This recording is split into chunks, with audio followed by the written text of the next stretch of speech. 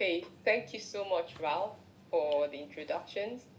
And I join you in welcoming our panelists for tonight. And all the participants gathered here. It could have been anywhere else, but you choose to be here, and we appreciate it. I'm also looking forward to the conversations and the learning we're going to have tonight. So I think it will be a good one. Just before we get into it, we have many of us are used to the format for our conversations. We are going to call on each panelist when the question is posed to speak freely for about 5 to 7 minutes, 5 to 10 minutes, and then we will go around and have the questions, and you can add anything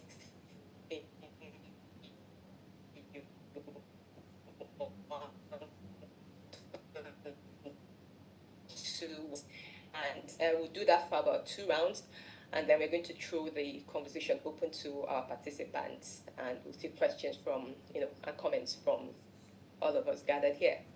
So that's what we're going to be doing tonight. Okay, sorry, can you hear me? I'm being asked to increase my volume. Can you hear me, please? Can you hear me properly? Yeah, we can hear you. Go ahead. Yeah. Okay, thank you so much, Sir Momo. Okay, so since you can hear me, Sir Momo, just to set the scene for what we're going to be discussing tonight,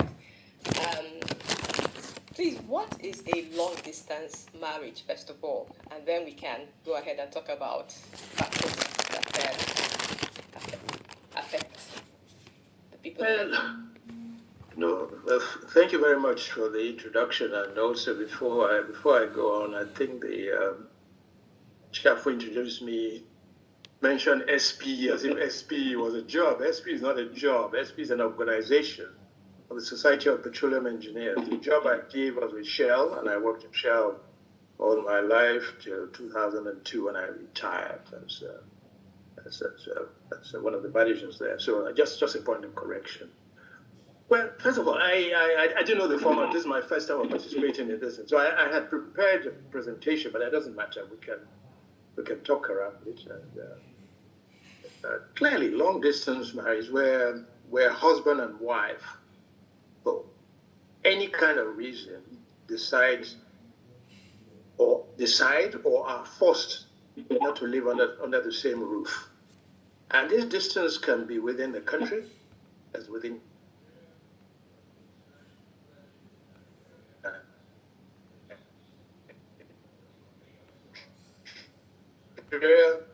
anywhere outside Lagos, either the husband or the wife, and they may decide that for all kinds of reasons they cannot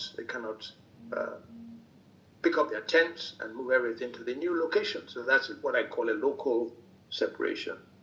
It could be international, whereby either because of work purposes or for studies purposes, the spouses decide that one has to depart from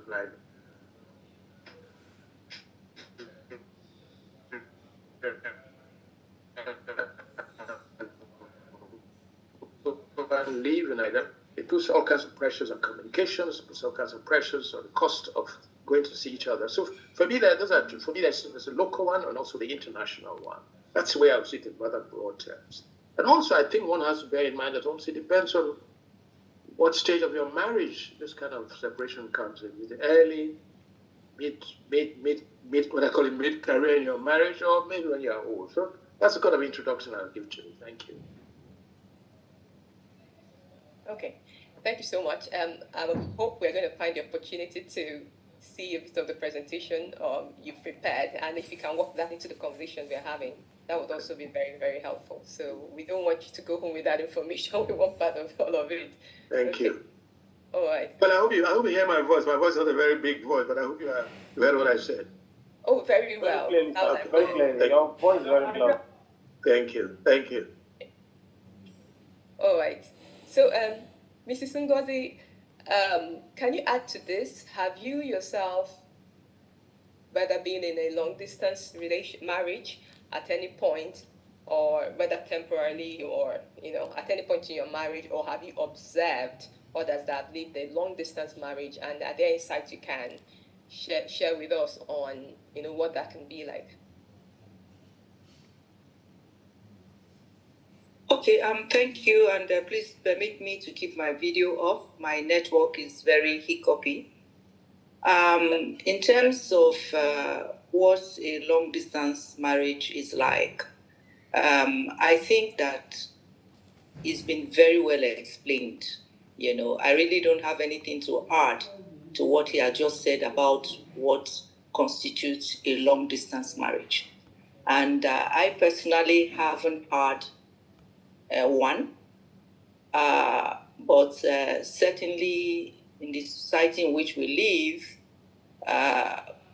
we know about people, and we know that it's a relatively common thing. I mean, it's increasing in terms of those who are having, over the past 30 years, we've been seeing more and more long distance marriages. One of the instances is when the capital of Nigeria changed from Lagos to Abuja.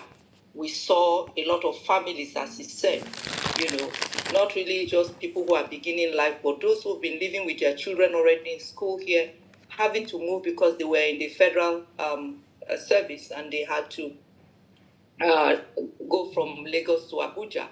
And so increasingly these days, as people are moving out of the country, relocating with globalization, you know, I think it's happening more and more. So this is what I can say about the experience of long distance marriages. Okay.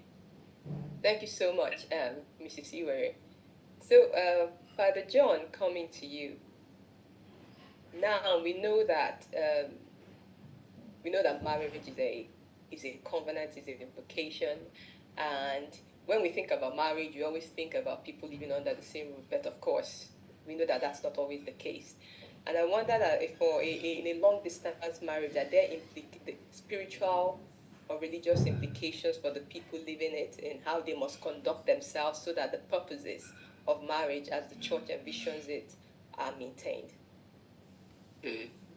Permit me to try to break down your question in a way that I will be able to express myself. Please do. When you talk about long distance relationship and marriage, I want to take it back to the context that I am grounded in, that is Catholic marriage. Yes. So whatever I will be talking about here is expressing my own understanding and experience with marriages that are Catholic. So there is a basic definition and expectation of every Catholic marriage. It is that the primary purpose must be for companionship. And so procreation, education of children and others will come later. So when we talk about marriage, Catholic marriage in this context, we are talking about two spouses, people who have found comfort in each other's company and who have taken vows to live in that companionship for the rest of their years. And so when we talk about long distance relationship, that already suggests that there is some form of artificial separation or some challenge already to the fact that a man and a woman should not live alone. So whether we are bringing up beautiful arguments why they cannot stay together or so that they can feed, so that they can make money, the question is, the purpose for marriage is companionship. So when it does happen that they have to separate for work or for some geographical reasons, for some accident of history or whatever it is, it's already a challenge. And that my own concept, my understanding is, the first thing that is affected is that the bond of that companionship is either weakened or threatened. So I will just hang it there for other points later. Okay, thank you, Father. It brings us to it's like the conversation just became more serious because from what you have said, the long distance, the physical separation is a challenge to this companionship. But we know that, marriage has been with us perhaps since creation. And there have been reasons historically why there have been separations, momentary separations, of course, not final ones, and these marriages survived even with the challenges. So coming back to you, Sir Momo, and keeping in mind what Father John has just said about the challenges to companionship, how would you speak to what couples must do to make sure that companionship is maintained, even as they have to live for those that find themselves in that situation, this marriage, with the long distance separation, what are the things that must be done so that it doesn't become, it just remains a challenge that has to be overcome and not something that could prove fatal to the relationship? Could I plead that somebody just allows me to just share quickly what I prepared? I mean, Please. some of the materials, but I don't have somebody I try to share. I think Father John can take care of that if you're made a co-host. So I've been disabled, so I think I can share with you some of the quick materials I prepared.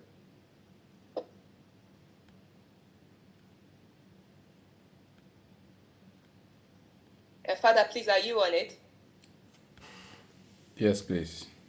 Yes. Can somebody make me a co-share?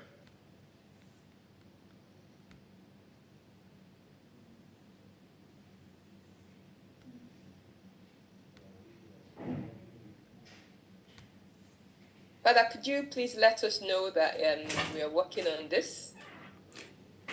Yes, please. Yes, please. Thank you. Okay.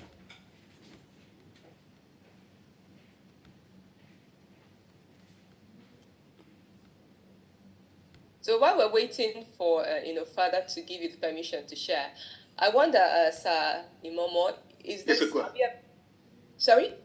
Go ahead. Sorry. Yes. Or have you ever experienced a long distance marriage? In a strange kind of way, when Mrs. Itsueli invited me to come and speak, I said, why are you inviting me? I really don't have much experience. I think I spoke too quickly, but when I thought about it, I then recalled that the really first time I was exposed to it was 1977. I was then assigned to London to work with Shell, where I worked.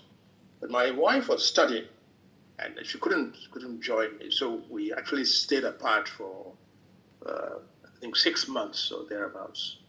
So I had that experience. And then again in 1990, I was again assigned to work in Holland for Shell. And again, she was in school.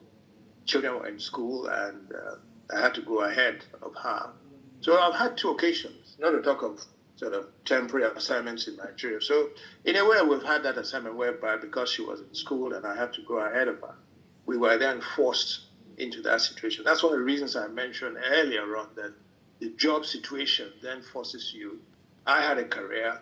She was training to be a teacher, and both of us decided that it was something I couldn't give up my career, and then she couldn't give up her studies. So we decided that I could go ahead, and it was tough. I can tell you, it was tough. You overcame it. Overcame it. You learn to cook. That's one thing. You learn to cook for yourself. You take care of yourself, and then at some stage, I had to take care of the children, which is not easy. Anyway, it was challenging. Okay. Father, is Simon able to? You can share now, sir. You can share, sir. Okay. Thank you. Welcome. Thank you.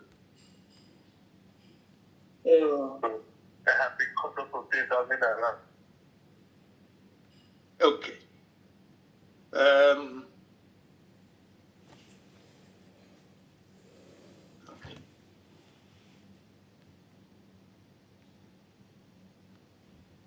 Okay. I think I mentioned this. I said, are you seeing my screen now? Are you seeing my screen? Yes, please. Yeah, I mentioned the work obligations, career development, seeking better opportunities for job opportunities, personal space and independence. And I like what Father said, but I had an experience where some couples, for some reason, they just feel comfortable staying apart. And I could never explain it, but I had a friend who lived in Ibadan, and we worked with us in Warrior and Port Harcourt, and they lived apart, all kinds of things. And then we have family obligations, taking care of newly born children. You all are familiar with the Mugwo and all of that. But anyway, that's sad. So, consequences. Clearly, there's emotional distress. There's also trust could be put to test. There's a loss of intimacy. Because, Father said you get married to be intimate, to be close to your spouse. And let's be blunt about it, there's tendencies for infidelity. Because human nature, as it is, particularly on the men's side, calls on you to. Puts pressure on you, and there's pressure for infidelity. And then you have the absence of extended family social support. What do I mean by that? Your parents, your families, who are usually they cannot help you. And then you have the case of, you then have one member of the family running and bringing up children. And whether you like it or not, it can put pressure on children. And you don't, because you're not living together, you can't share your living experiences. And there's a high cost of maintaining two homes, travel, and all of that. And if you happen to be separated and living abroad, then you'll be exposed to living a culture different from yours. For me, those are some of the things I put together as consequences of living apart. So I believe they are the other companies. Thank you. Okay, thank you, Sai Momo. I think most of the things you mentioned in your the shared document is like the challenges, if you like, of living apart. But if I can take it to Mrs. Iwere now, are there possible opportunities? Most matters would have pros and cons. Are there any possibilities that the long-distance marriage could actually offer to these couples? Are there any positives that can come from long-distance marriage? Okay, I don't know whether we can call it positives that accrue to opportunities. Yes. I think that increasingly, as I said earlier, we have a lot of people now having to live apart for work reasons. And what we find is that when people are living apart, there are those who are living apart, according to the data we find on the internet, it says about 60% of marriages of people who are in long-distance relationships work. And if that is something to go by, it shows that, yes, it is tough, but it is working. I think one of the things that can come from that is the ability to appreciate the moments that one shares with the partner. Wherever there is separation of people who love one another, of families, we know how reunions can be and how very joyful reunions can be. So that reunion is one of the things that can rekindle and keep the relationship a bit fresh, or keep the exciting part of that relationship, depending on how the couples handle their relationship, the way they communicate, and whether their relationship is toxic or it is not toxic. So I think that would be one of the things. The other is something that Imomo mentioned earlier. That is the space that it gives the couple. Sometimes when we live together under the same roof, it can become a little humble a little routine. We can begin to take each other for granted, and we can budge into boundaries and not have those boundaries. So that distance allows a couple who are able to manage that well and have the maturity to do so, to be able to have their space, their individuality. And I think also it allows one to be able to bond more, to grow more spiritually, to have more time to talk to God. That can be one of the things I think that couples can get out of being in long distance relationships. And then I want to just throw in this idea that in long distance marriages, sometimes we talk about long distance marriages as if they are finite. I think long distance marriages have their end date or the timeline within which the couple will reunite. Okay, so if it is not there, that would be one of the things that can help couples to know and plan that in 5 years' time or in 3 years' time, it's either tied to your studies, your job, that you need to deliberately set a time. If we go for Mungo, we know when we are coming back.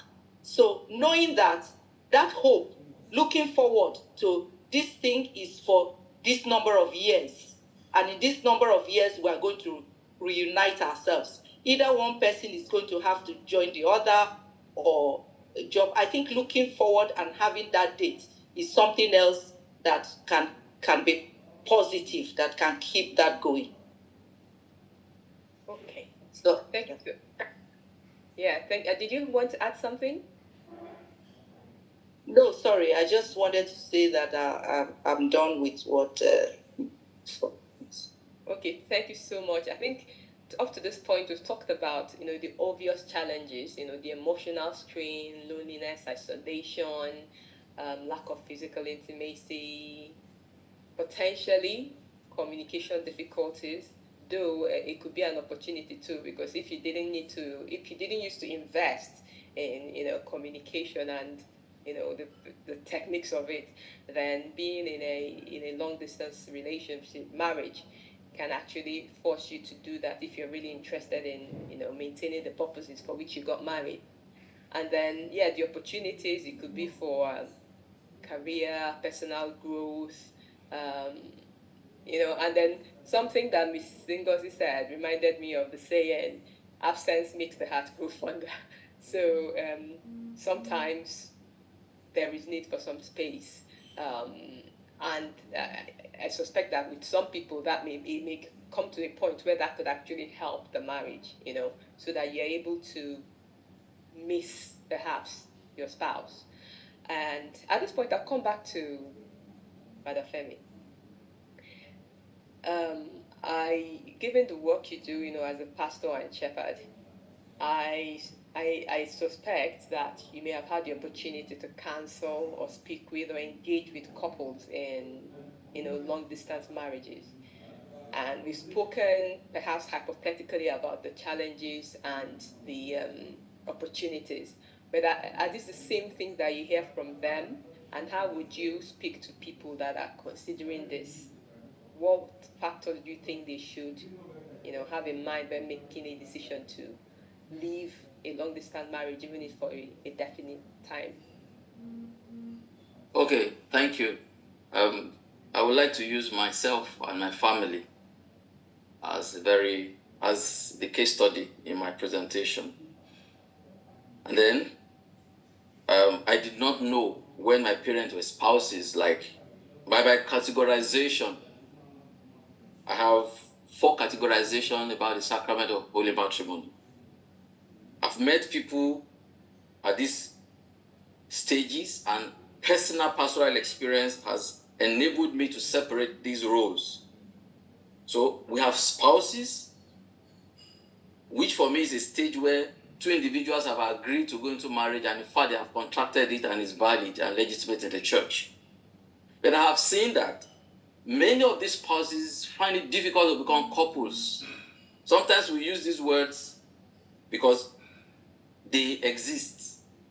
But that the practicality of it is, I have seen in my parish that so many spouses are not able to couple. They are not able to. When we talk about couples, people who are found in each other's company, who are supposed to be one, that unity stage. There are sometimes that some women, from my experiences, are not able to leave their father's homes because the man they love, the man they married in the church or got wedded to, seem not to be the one they want to live with. But the church says you cannot go back. So they try to cohabit as spouses, do things with understanding. So at this stage, if because of this crisis of not being able to couple together and bond, they look for a way out. Oh, I'm going on studies. Oh, let's relocate for greener pasture. Certain things will get lost that will never be, they might not ever be able to fill in. Some persons have done this stage very well. They have been able to couple by bonding very well before they became parents. So in marriage class, when I teach marriage class, I emphasize the fact that please try to develop your marriage, your life as couples before you start exercising your role as parents. Because sometimes once these two individuals are not able to bond and become couples and they start parenting, they run into another crisis. That they can be in the same house, under the same roof, and raising children differently. So personally, I met my parents when they were already parents, by my own categorization, my own classification. And so there was this thing I noticed about my dad. My dad has a routine in the evening. Wherever he was, my mom would tell you there was no telephone. When persons come, my dad was a village headmaster, my mom too a village teacher. So my mom can tell you, go to so and so place and call your dad, and you will meet my dad there. Once it's 7 p.m., daddy is coming back home. And then whatever offenses, whatever crime, myself and my elder sister, who happens to be a reverend sister today, she was my crime partner in crime. All the offenses committed, when my dad comes to the table to eat and my mom sits beside him and they are eating, mommy and daddy begins to exchange notes. You see my mom talking and my dad. So if you are called at that time when these two individuals are eating, just know they have tabled your case. As my mom is saying it, my dad is embellishing. So I was raised by my parents not to know who loved me better. Because that bond between them, when they communicate, at some point in our life, my dad had a transfer. I had to live in a second village. And I saw a little crack. After 1 year, he worked his way back. We had to live together as a family. My dad took a decision on me that changed my life. I was to be in a boarding school. But for the few months he was not around, he was not with us, I was already going astray. My mom could not do it alone. Why am I boring you with this analysis? It is that there are stages, there are certain times in marriage that couples should live together. If they don't, they will create a crack that they will have to battle with life all through their life. So, much later, by my rating, we became a family. Because we can have the same surname, but intrinsically, we are not a family. There are a lot of people who have the same family names, but when it comes to family life, they don't share. They don't go to the same church. They cannot pray together. They cannot do things together. I have seen couples in my parish as a priest that the man will go back and change his clothes because the wife is wearing the same. They had a ceremony. They had to use the same ashoebi. And on this particular Sunday, the man will get dressed and sit in the car waiting for the woman. The woman comes later. And the man doesn't want to. Why? I don't know. So, at this family time, also later in my family, in my own history, I was already in the seminary. For some convenience, for some reasons, my mom had to now stay somewhere apart from my dad. So daddy was coming every weekend. But now, they had a problem that we are not able to resolve in their old age. My dad had to stay, like, coming in every weekend for like 10 years and spent most of his time alone. What that resulted in is that now my dad sits down with my mom in the same sitting room. 3 hours, the man doesn't talk to her. So that thing they had growing up, some point for the period of 10 years, my dad is 78, my mom is 76. That thing was lost somehow.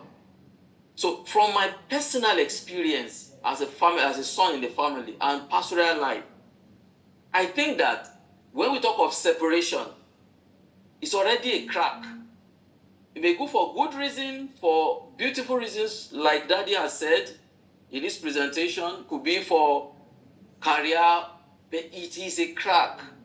But it is worse when it happens at the very early stage of that journey. I pause here to say that, before I pause, I say this, that bonding is like joints, whether of a vehicle or even our joint. Once the oil dries off, there will always be, that friction will not be smooth.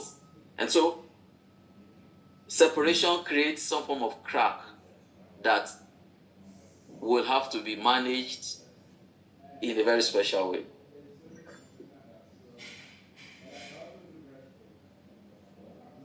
Okay, thank you, Father, for that. I take some very key points of what you said. That people are married, that two individuals are married and are spouses, does not necessarily mean they are a couple. And when it comes to, especially with the prevailing economic situation that is leading so many people to, the so-called Japa syndrome, and you could watch your neighbor who moved, and you don't know how the relationship was, the strength of the relationship that could sustain them. So we are not necessarily to assume that because it worked for that party that it would work for us, because the bonding may not be the same, the strength of communication and other factors surrounding that relationship may not be the same. So it's something to be considered and taken very seriously. Okay, so we'll be coming to the audience very soon, but before that, I'll take some more comments from Sai Momo and Mrs. Iwere. But let me read a comment from one of our participants on the chat. It says, "Good evening all. For me, the long distance marriage spiced up my marriage. For the over 2 years, my husband was in Abuja and I in Lagos. We spoke every day, and he would come home every 2 weeks, and we would all be into ourselves for those 2 weeks. There were no room for argument." So this is somebody sharing her experience with us, and it was a very positive experience for her, or I assume it's a her in this case. Oh, coming back to Sai Momo, having listened to Father, I wonder if you have any more insight on, how the coupling can help allay the challenges that can be faced in long-distance marriages, and of course, any other that you have for the presentation you prepared. But clearly, there is no one shoe that fits all feet. First of all, I think Father mentioned something about the time. When is this separation about to take place? Is it early part of marriage? When I like the word he said is that people live as spouses but not as couples. And that coupling takes, it's in other ways, it's a continuous process. And therefore, I in the presentation, at least when I was thinking about that, I thought there were sort of 3 categories, or 3 segmentation. Early part of marriage, where, the human need for each other is very, very strong. And then the middle part where, children begin to come in and share your space with you. And the latter part of life where, indeed, over time with age, you can begin to live your own independence and live apart for long periods of time. So that's one thing that's very, very important. Secondly, I heard some people say that, that, with marriage, it can make your love deeper. But I think you need to consider And this is one, if you look at that last bullet there, I said, absence diminishes small love. So you got to increase, ask yourself, how much love do you have at this stage? Is that love like a candle, or is it a bonfire? Because it says, that's one of the sayings I got when I was preparing. It says, absence diminishes small loves, but can increase great ones, as the wind blows out the candle and can fan a bonfire. So if your love is already very deep, indeed, that absence may just fan the whole love into a bonfire. But if it's already a little wicked, a little wimpy flame, and when that wind comes, it will blow it off as a candle. And the question is that, what love do you have for each other in the stage of your marriage? Is it small or is it great? Is it strong that it can withstand? Is it great that can withstand temptation? Or is it weak? Are you still finding your feet? And therefore, anything that comes can blow you off track. Those are the comments I'd like to pass at this stage. Okay. Do you have, just before I move on to Mrs. Iwere, do you have any, if you were to give advice to a couple, considering this? And With me or Mrs. Iwere? No, yourself, before I move on to... Oh, yeah. I have. Let me just choose. I think before, you have to pray deeply for divine guidance. What is it you're about to do? And what is God calling you to do? Is God in favor of what you're about to do, or do you leave everything you're going to do in God's hands? And I would suggest that if people seek sincere advice from those who have done it, what do I mean by sincere advice? Particularly those who jackpot, they always look at the rosy part of going abroad. And there are very few people who may be able to tell you, oh boy, oh yeah, life will be like that too. If you come here, it can be tough. So you've got to seek advice from people who have done it and then decide what you're going to do. Have a communications plan. How frequently do you call each other? I mean, in the past, this used to be very expensive, but now with WhatsApp, it's very easy to call each other and share time. But have that plan and you adhere to it. Agree on a visitation plan. If it's within country, of course, it's easy. You can jump in a car or a plane. But if it's international, it can be very stick to it. And then I agree on a plan to continuously monitor the sun. Father, can you put Ugona or Ugona mute yourself, please? Thank you. Yeah, and I agree. It's a plan. To live apart is a plan of life, and whatever whether it's a corporate plan, an individual plan, you got to continuously monitor whether it is succeeding or whether it's not succeeding. And there, last point, have a fallback option. Just in case this doesn't work, what is our plan B? That's the kind of words I'd like to say at this stage. Thank you. Okay, thank you so much for that. Mrs. Ngozi, any other considerations for couples, that find themselves considering, having to manage a long-distance relationship, or people that are already in it? Any other words, any other thoughts? Okay. Yes. Yeah, I think the first thing is to believe that even though it's difficult, that it can be good, and fulfilling if the couples determine to make it so. I think this is the first thing any couple need to realize. And the second is commitment. Marriage in itself, even if you live together in the same house and never separated for one day, it depends on your commitment to that marriage for the marriage to live up to what it is supposed to be. So there has to be a deliberate commitment to make it work as a team. And the communication is key. Simomo has already talked about it. The challenges to look out for, time zone challenges, for instance, the kind of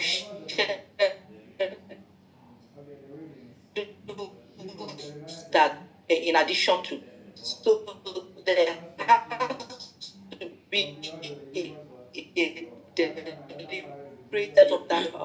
that time to make that effort, and then to communicate feelings, not just, oh, I went here, I did this, I did that. But if somebody's feeling anxious, it's feeling lonely, and so on, it's good to communicate that. When we live under the same roof, sometimes there can be disagreements. Let's check. You check what is in the spiritual pastor. I'm not concerned about what the people have. As much as possible, people shouldn't love. And after all the time you call and the other partner is not responsive, I think it could worsen what is what they are. And then trust. Saimomodi points out that there'll be temptations, to infidelity. So they really need to trust one another and deal with any trust issues that they may have coming up at the time they are having it. And then avail oneself of all the different means of communication that we have today that we did not have before. And then, like I always say, what is closure? I think there has to be a closure date, a closure timeline. It cannot be in perpetuity, and I think Saimomo had already talked about having a plan B, and options if it's not working out. So, Okay. yeah. Thank you so much for those. I think if there's a word that have come up so many times in this conversation, it's communication. So any couple, for any married couple, if a relationship, especially in a marriage where you're supposed to actually become one, it's impossible almost to do that, excuse me, without proper communication, and it's a skill that many of us have to learn. So in a long distance marriage, like you mentioned, it could be costly if you cannot communicate effectively, because unlike in situations where you're under one roof and the opportunities to meet and even eye contact and things like that, you're not going to have it in a long distance marriage. So so those are skills that we have to build, and maybe that's something that we can hear more of as the conversation goes on. Now, coming back to Father, just before we go to our round of audience questions, are there like spiritual support are there spiritual support that the church, individuals, whether laity or clergy, can give to couples that may find themselves in these situations and just need to navigate? That's one. And then also for something that Mrs. Iwere mentioned, that you can't just have a marriage where long distance is the norm, perhaps. So what happens in a situation where one of the spouses really wants, okay, let's give this 5 years, or we discussed 5 years, but it just seems to be going on forever? How should a person that finds themselves in that situation deal with it when the long distance is just not ending ever? Okay, please, I'm a very bad student. I will sometimes like to set my question and answer it. As much as I will give you what I think, I will suggest some spiritual measures. I think there's the need to focus on the problems. I personally, whether couples, I'm not married, but I live with married people, and I'm from a family. And then I have related with couples for many years. This is a big problem. It is a challenge. And that we must first of all understand that it's not a norm. That there are a lot of married men today that are living as celibates. They are not happy, they are bitter. Marriage may be intact. Well, I'm paying school fees, I'm sending money, taking care of the home front. I'm a responsible man. In fact, in the church, I'm respected. But some of these men are not happy. And so some of these separations, even some examples we had that marriage is working, most times, especially for young couples, from my experience, the women are more comfortable when there's this separation on the ground that most of this separation is caused because there is some level of threat already to the bond. The woman is feeling suffocated because of an overbearing man or an an unfaithful husband. A man who possibly is a rabid womanizer who is embarrassing her around. So now he has traveled, he's away, the woman is addressed. So we can say the marriage is working, but the woman is away and she's relieved. That's not the marriage we are talking about here. We have cases of incompatibility that parents wanted them to marry, they are married now, but they are not compatible. So just to keep it and keep it safe, the woman is aware that this man is having side chicks. He's sleeping around. She doesn't care, provided the man is giving and doing his thing the way he should do it. So this can also come from lots of it. A lot of women have problem with sex. They are not interested. You have couples living together in a home 6 months, sometimes twice a year or whatever. They don't come together in bed because the woman possibly has some issues or the man is not making her happy. I've had cases like that, and the father, they will tell the father, I'm not interested. Some will come and tell the father, no, be waiting there, my mind with that. So when we talk of spiritual antidotes to these things, the reasons sometimes are not discussed in this kind of forum, but that many marriages are no longer marriage in themselves. They are like divorced or separated under the guise of separation. Then we'll be talking about communication. There are couples or there are families, there are parents who have lost communication, has broken down irreparably. You have ungovernable characters in women, some women, and incorrigible men. A man who thinks that he has been brought up to believe that I'm the man here, nobody can correct me. And so these things, for me, are some of the things I have identified as the reasons. There's also the very normal, natural cause of seeking greener pasture, loving man, loving woman, they want to live together, and they really intend to have a home. And okay, Japa has come, one has had to travel. Now, such kind of person living in normal circumstance without any threat to bond. In fact, the woman they will always be on phone talking to each other. We can now suggest spiritual measures. One of it is we have good way to communicate now.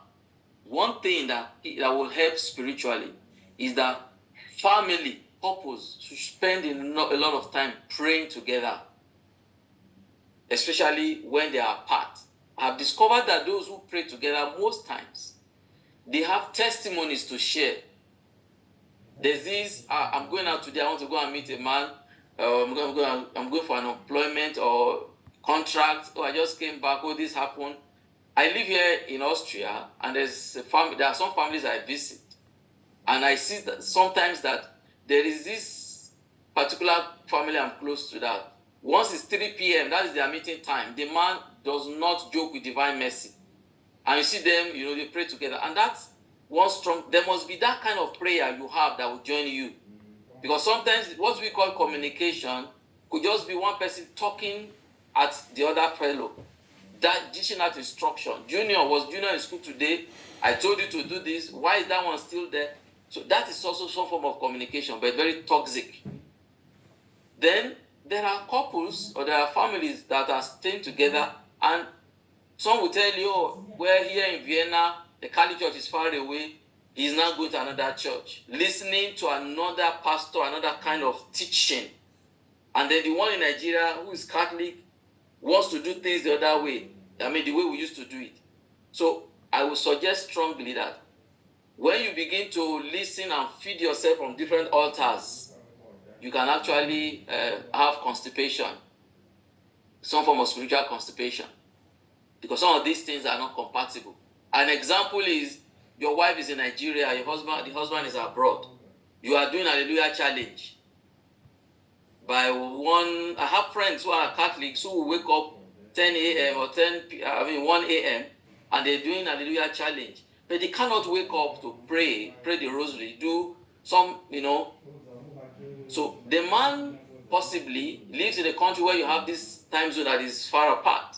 That is the time he possibly wants to, do his own thing, and the woman is there, awake and praying all through the night. So some of these conflicts can be spiritual or religious, but can also be resolved when there is that openness to one another or to each other. Thank you. Thank you, Father.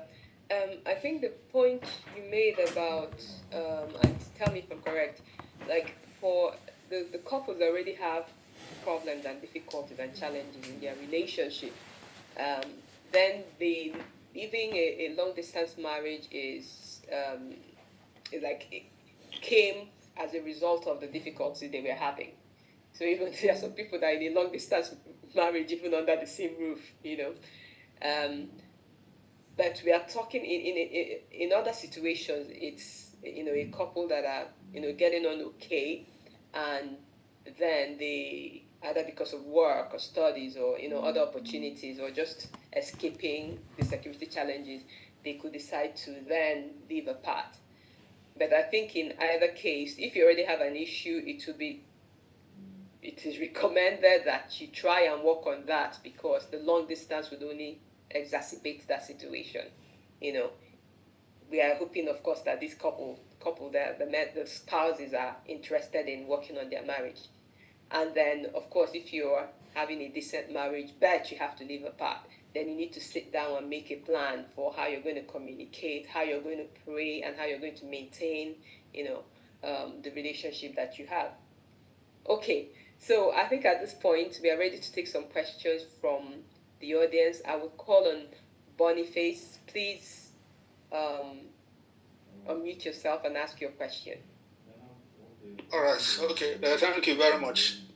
Well, I've listened attentively to the presentations made so far. I think that if you go back to the Catholic faith and Catholic marriage, the basic definition is, we say it's 1 + 1 is 1. So it says you leave your father and you leave your mother and you are one. And so if you come from that perspective, that understanding, now it's difficult to justify separation, no matter how you try it. And so when I hear that people want their personal space and independence, for me, I find it difficult to understand.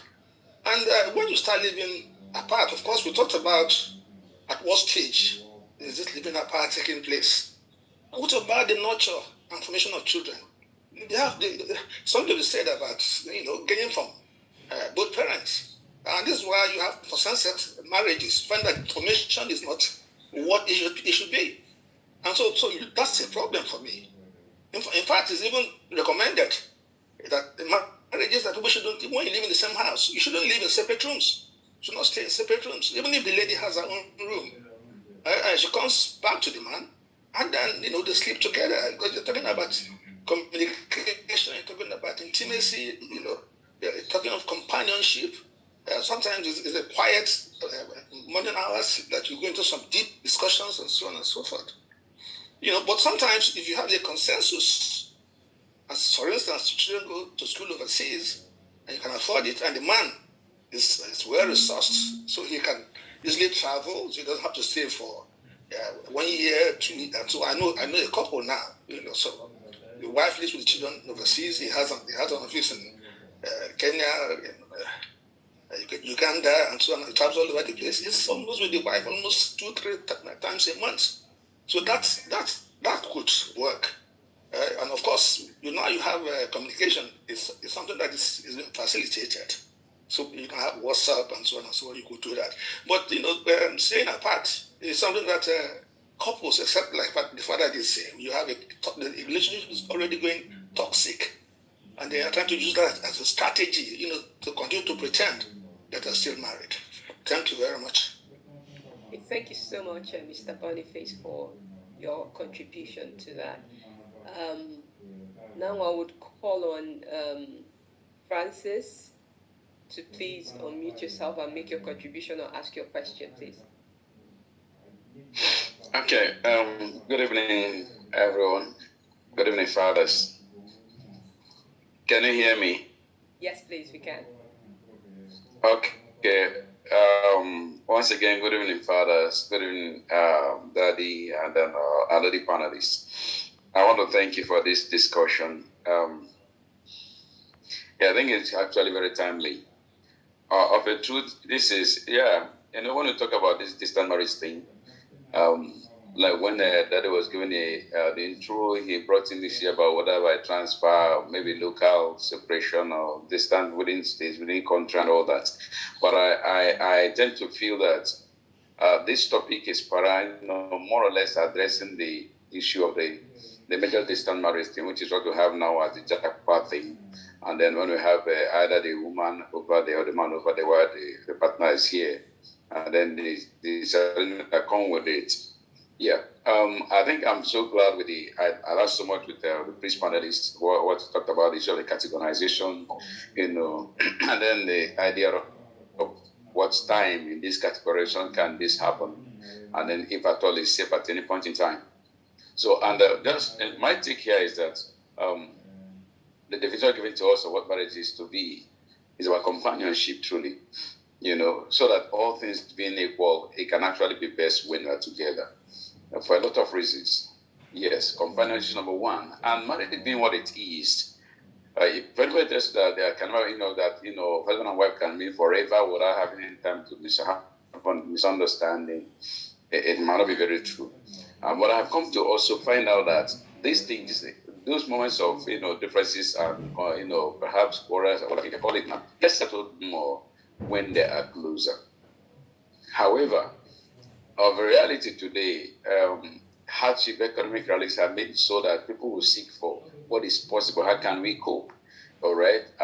Back home here in Nigeria, if we hear, it's like getting a testimony, people give you the choice that have got a visa for one to travel or something like that.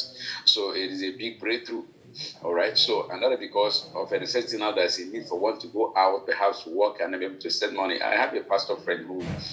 So last time I spoke was telling me how the wife is now in Qatar, and then the church is running her. The man is here, pastoring the church, and to him is a breakthrough because he said the wife's tithes makes a lot of difference for them. Each time he makes send money home.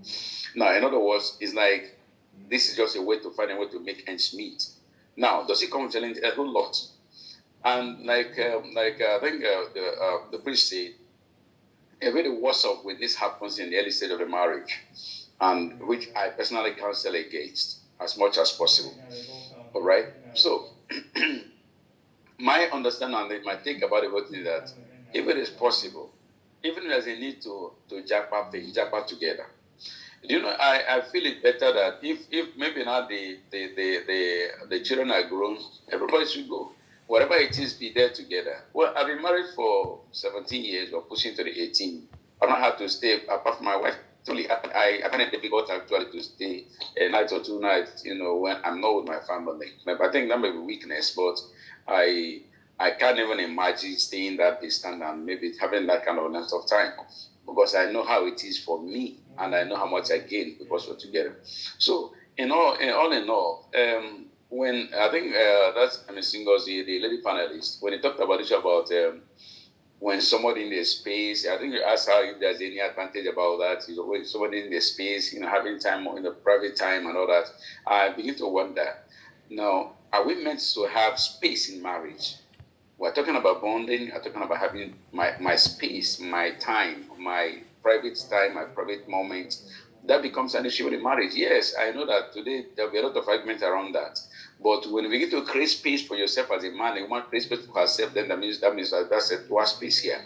And then it widens the gap in the marriage, and then companies begin to have rooms to enter. So as for whether it is good to have marriages run from a distance, the truth is no. It will destroy the foundation of marriage on its own, given by the Catholic institution of marriage. What we're told, right? And like Father said, primarily it's for companionship. Every other thing given as an excuse is because how can it become convenient, either for issue of like, I gave a testimony of, in one of my trainings, one of this Israeli training that I attended, I shared experience there where In short, I had to pray for a lady whose marriage was becoming toxic because the man was always on her. And our prayer was, okay, fine, maybe let's get some distance so that perhaps they can have some tension eased off. So in that kind of toxic situation, like someone said, that is where it can become recommended.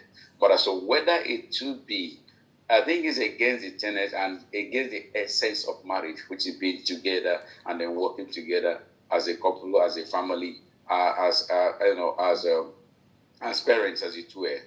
All right, so that's just my little take here. And like I have been advised as much as possible, even when they have to pray about, even if it is as a challenge in a marriage, pray because you can resolve it better when you're together, not when you're apart. Thank you very much. Thank you so much for your contribution, Mr. Francis. I think, may I ask that if you have questions, you can put them in the chat as well, and of course raise your hand. We'll take as many as we can. Just to react a little bit to what Mr. Francis has said, and of course I'll call on any panelists, anyone that wants to add anything. Yes, ideally, married couples will be together, but there are some times, if you think of like the way, say, soldiers, if you work as a soldier and you have to get posted out to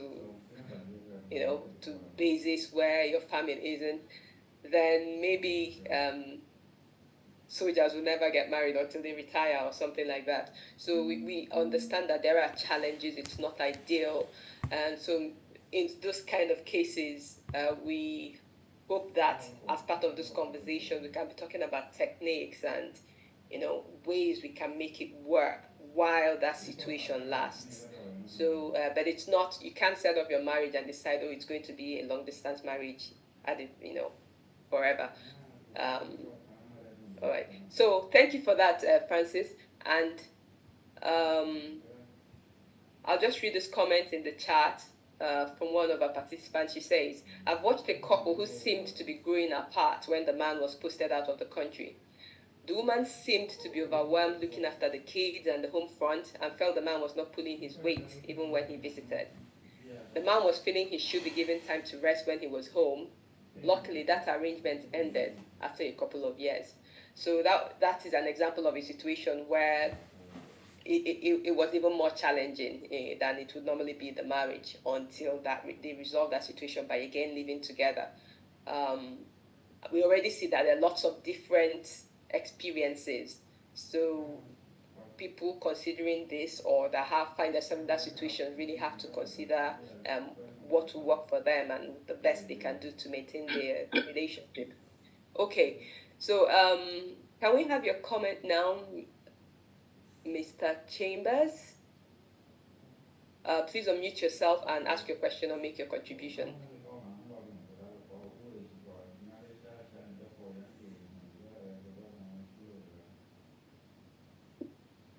Hello. Chambers, yes. Yeah. Can you hear me? Yes.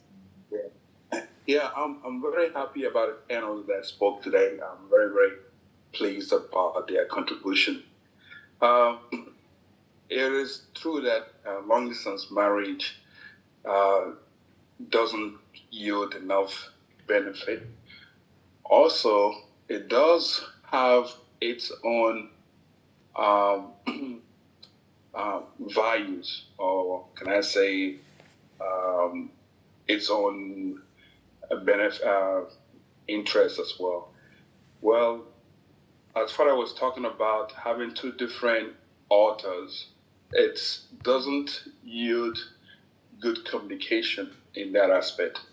For example, when a man and a wife is in a home and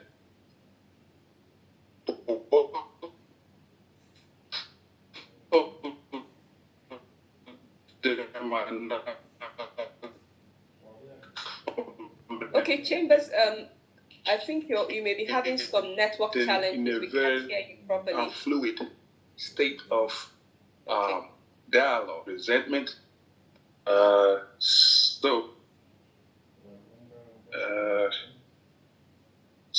let me see here. Can you hear me now? yes, it's better now, but we missed part of what you're saying. So if you can just summarize and. So when couples are not communicating in a very should I say, in a harmonious way, it does create resentment and restrictions. For example, when Father just explained when a conversation is one direction, someone is always talking about the issues in the house, and the other person is not responding or feels that they have been bothered or they have so much, or they have been bothered so much. So in that situation, the conversation is not fluid. It's not balanced. So my condition is, what can we do to get two people? It takes two to find a common ground. It takes two people to feed or contribute their conditions and attention to the matter. But whereby one is contributing and the other one is intentions is out, or is not yielding interest in the house, then some of these things can be a little troublesome. Okay, a long-standing relationship can work when there is harmonious understanding, when there is good intentions, and when there is focus. Okay, so no telling, things can change at any given time when people are focusing in that covenant that they have. But when that focus is not in that covenant, apparently everything that is in value of that covenant would be somehow resented, and that is not healthy for the relationship. So I just want to touch just a few little things out. Long-term relationship is good. It's not supposed to be permanent. It's not supposed to be, there's a time, yeah, it's supposed to be a limit. But at the same time, in that limit, things can change. Through conversation, things can change. Okay? There's a position whereby things can go either way. Or you can move things around.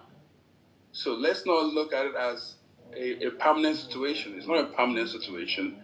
It's a situation that can transform. It's a situation that can change. It's a situation that can give each other the value of recognizing what they have. So let's appreciate it and find the purpose of it. All of us, everyone has come into this relationship with a purpose: to grow, to advance, and to build a happy family. Nobody came in here with the intention of having a negative result. So let's refocus our mind and cut. Okay, so I think Mr. Chambers dropped off of the meeting, but I think he was speaking largely to the fact that there are opportunities as well in a long distance marriage, and he didn't use this term, but like there are seasons in marriages, and you just have to negotiate them, as best as you can, and with the support of prayers. Now, bringing this back to our panelists, I wonder if there was something particular you took from the contributions we've had, something that came up from one or more of our contributors, was the context of having, why should is a marriage healthy if there is requirement for space? I want my space, or things like that. So I wonder if you can just speak to that. Could there be a good reason to require a bit of space, and on what this means in the context of like a marriage, even if it's not a long distance marriage? And then we'll know whether a long distance marriage can actually help create this the circumstances that allow people the space, even if for a brief period, almost as therapy. So if I can ask Mrs. Ngozi to please speak on this, or any other thing you want to react to from what our participants said. Okay, thank you. I noticed that the space thing seemed to have touched a chord. I think first of all, the context of this conversation, as I understand it, is that we are not prescribing long distance relationship and say get up to get married and say I want to have a long distance relationship. I think my understanding of the context is that this is a reality and that not everyone is in a position to choose otherwise, at least for a certain phase, of their lives in their marriage. And so this is the context in which I understand this conversation to be happening. And what we're trying to do here is how do we look at this issue? What insights do we have for navigating that situation so that the couple can still, have a marriage, Now, with respect to space, I think it is tied to the issue of when we say one in a marriage, that we should become one. What does it mean? I lose my personality, my identity, who I am, my dreams, in life, the vocation that God gave me outside the vocation of married life and being a wife. I still have a vocation of what God has called me to contribute, to society. It's not about assimilation. So in marriage, we need space. All human beings need space. Our children need their space from us. Our spouses need their space. Marriage should not become stifling, overbearing, and suck up all the air around us. That we do not have space to think, to commune with God, to discern, on our own. Yes, we can pray together, dream dreams together as a family, we can all dream what we want our children to be, but they should also, and to be able to do certain things, you need space. Now, I think when we talked about space in marriage, in the context of people who are in long-distance marriages, it was because you asked, what is the opportunity? The truth is that the people have space because they are not physically with each other. So already they have loads of space. So what we then said is that the opportunity in that is that space can be channeled. There's an opportunity for somebody to get closer to God, take on new devotions that the person, didn't have before, take on new interests that the person didn't have, to feel, that space that you have, being apart.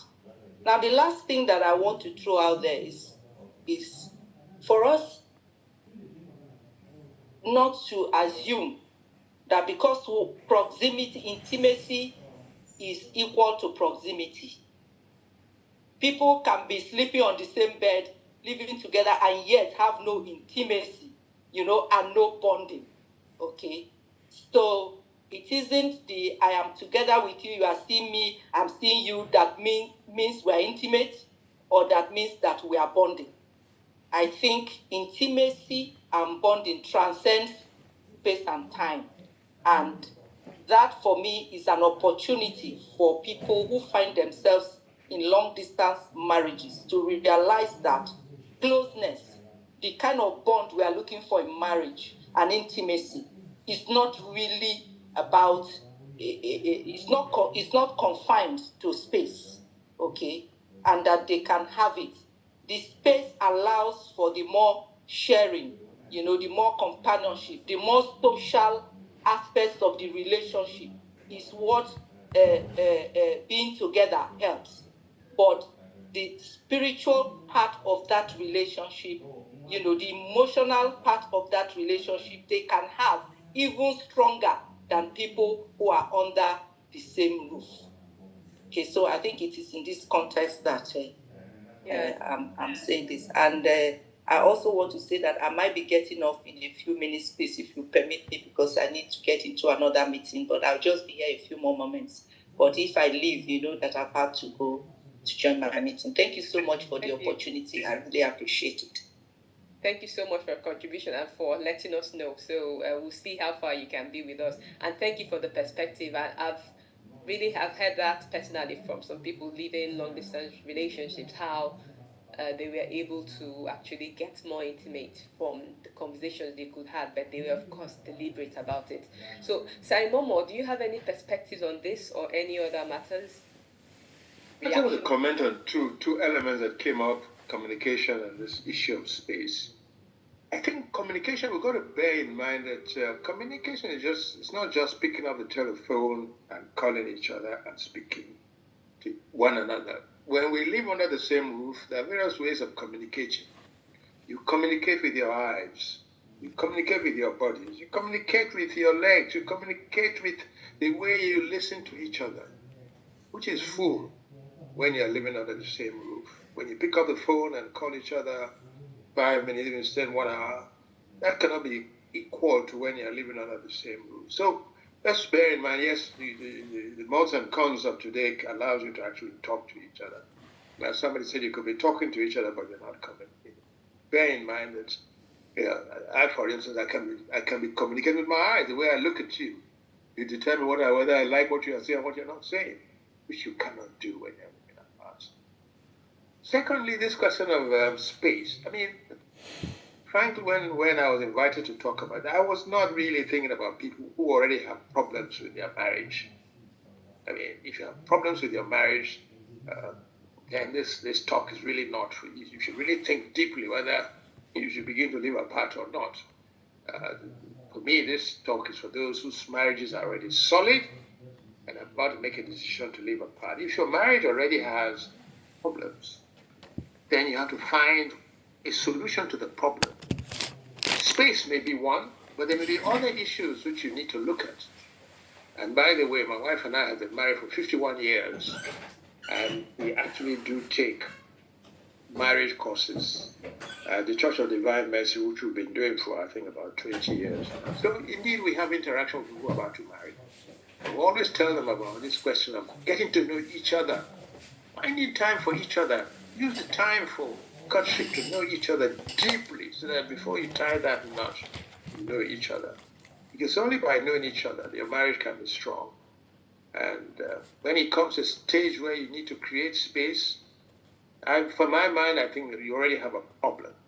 And this issue of whether you should live apart or not, it's not, for me, it's not, it may be a solution, but you already have an issue before you even start to decide whether you want to live apart or not. Thank you. Thank you so much, Saimomo. And Father, I come to you. Any further thoughts on the issues or words of counsel that you'd like to give us? Okay, I beg to differ a little bit. People have been talking about space. The work of the Reverend Father, especially with regards to marriage, is like the medical doctor who sits in the theater, a surgeon, and sometimes when you open up a particular case, a particular patient, sometimes what you see in there, you can't come back publicly to begin to describe what it looks like in there.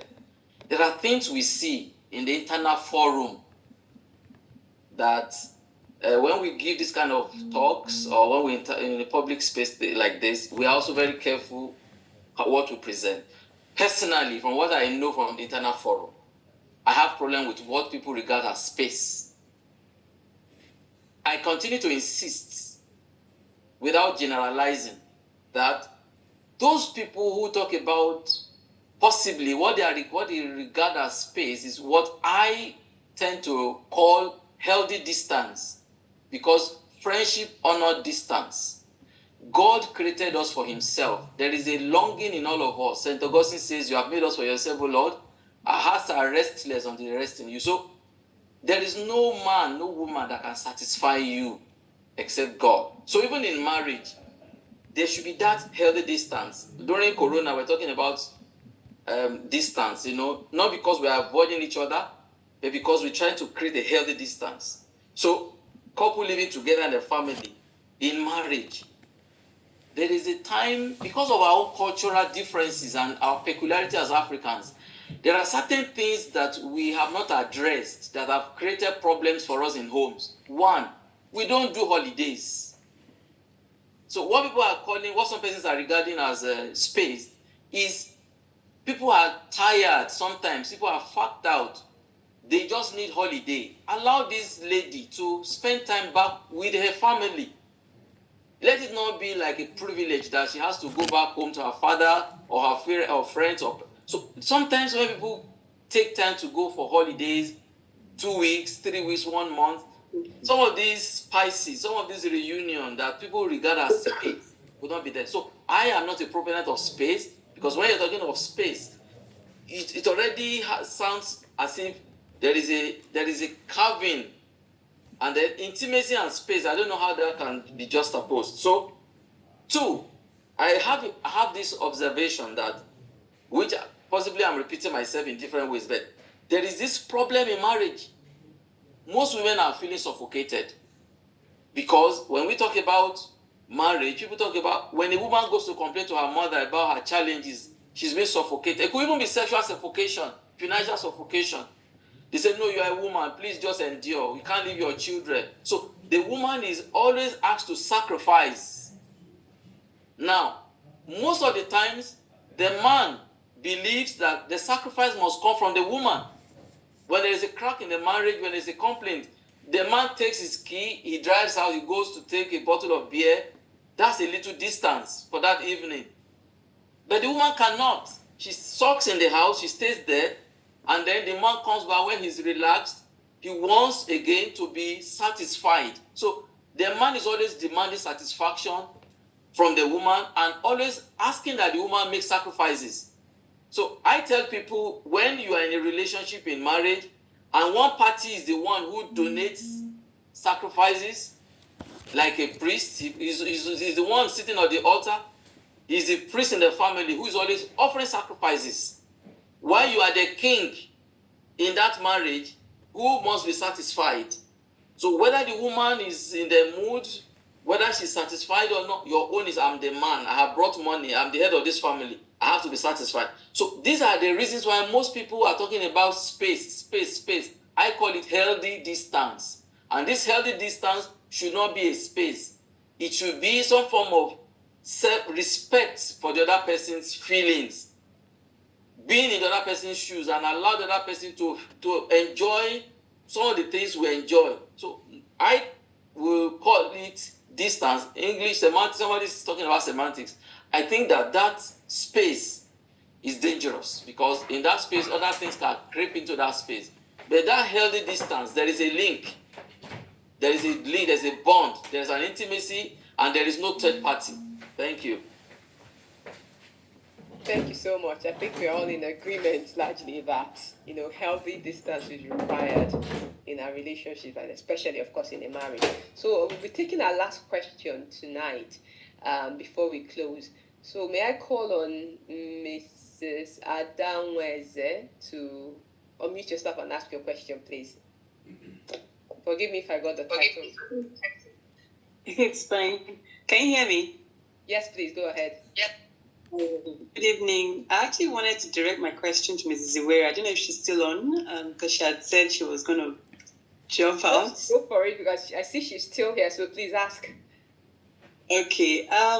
I think at some point she put up some clarity, but I think I wasn't too satisfied, because when she mentioned the data she got online, that 60% of people in long-distance marriage, it actually works. Actually, I was a little bit worried. I really wanted more clarity on that, like how on earth, would she define, that marriage as working, going by that statistics. So I really wanted her to probably expatiate or really talk more about it, because, I'm single. I get to see a lot of things, like some friends, when they share their experiences and all that, In fact, recently, an older friend had his wife relocated basically, I think, for studies. And they've been together for a long time. And all of a sudden, he just started, just very strangely, started having these urges, like when he sees a particular woman and all that, and which he wasn't even having all the while he was with his wife. And this is something he was even both with us. So that's why I was so statistics. Okay. yes, really. So if you could just actually just share that, thank you. This is tempting.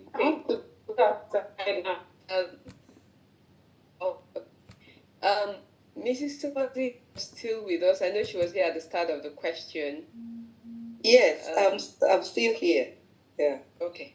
I think we pull out statistics from studies or things people have published, except if we ourselves carried out the study.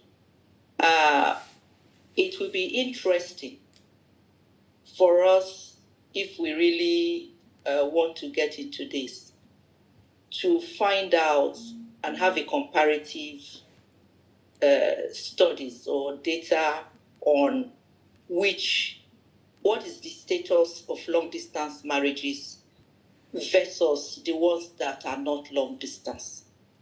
Truth of the matter is that marriages are facing a lot of challenges, and many marriages are not lasting as they used to do, and they are breaking down today. Okay, that is a fact. Gender-based violence, toxic marriages are on the increase. When COVID and lockdown happened, we saw the exponential rise in violence, domestic violence within the homes, because couples were now being forced to stay together for a certain length of time. Have we studied it? No. But we know that a lot of that is happening, or maybe there's a lot more awareness. So there are long distance marriages that are working, and there are many marriages that are not long distance that are not working. So it will be a good idea if the church in Nigeria, the Catholic Church, is concerned about this, to study this, to survey it. In the US, for instance, they know that 1/3 of Catholics believe in the real presence. And the American Bishops' Conference decided that they're going to do something about the Eucharist, to start a Eucharistic revival. On what basis here are we making these things we are making? It's experiential. Okay, we do not have studies to back it one way or the other. So I think the church needs to look more at getting evidence, because we have the people, we have the means to just ask people, and to put these things together and commission a body to do that for us, so that we learn things, we learn insights that will help us, whether we are pre-marriage counselors, whether we are priests, that are taking care of the flock, and other people who are intervening in the church, so that we know what we are doing. But right now, we're just all speaking experientially. So I don't know if this answers your question, but there it is.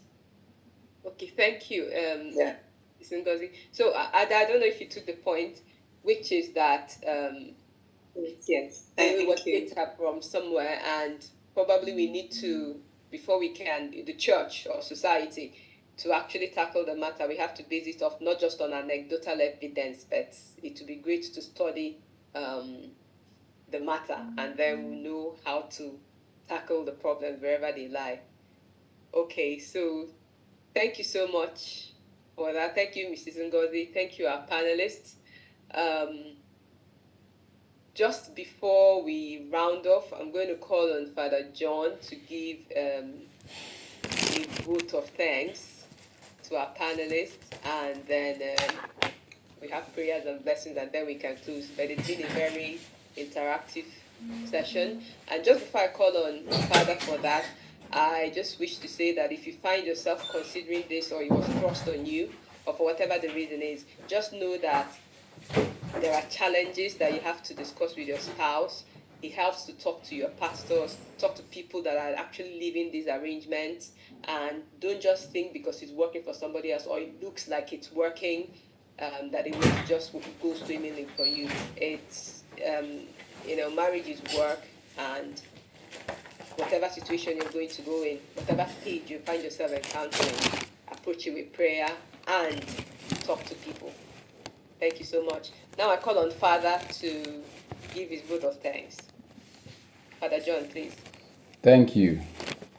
Once again, good evening, dear brothers and sisters. Good evening, dear Father, and other priests here present. Good evening. Hello, Father John. Father Oscar. Good evening once again. I want to begin by thanking God for the opportunity to be here again to have this interaction. It has been a very insightful one. A special thank you to the speakers, the panelists, Sai Momo and Father Femi, and our Sister Ngozi. Thank you so much for honoring our invitation. We are indeed very grateful for what you have done for us, for educating us, for giving us your time. Thank you so much. We appreciate you and we are proud of you. We pray God to increase your wisdom and bless you more and bless your families. Thanks to our sister Uzo, the moderator. You're always doing a good job each time you are on. Thank you so much for what you do. Thank you, and may God continue to bless you. Thanks to Raf, the young man. Thank you so much for your contribution and for what you do for us too. Thank you so much. A big thank you to all the participants for your presence here today. We had over 114 persons today. Thank you for joining. Thank you for the questions. Thank you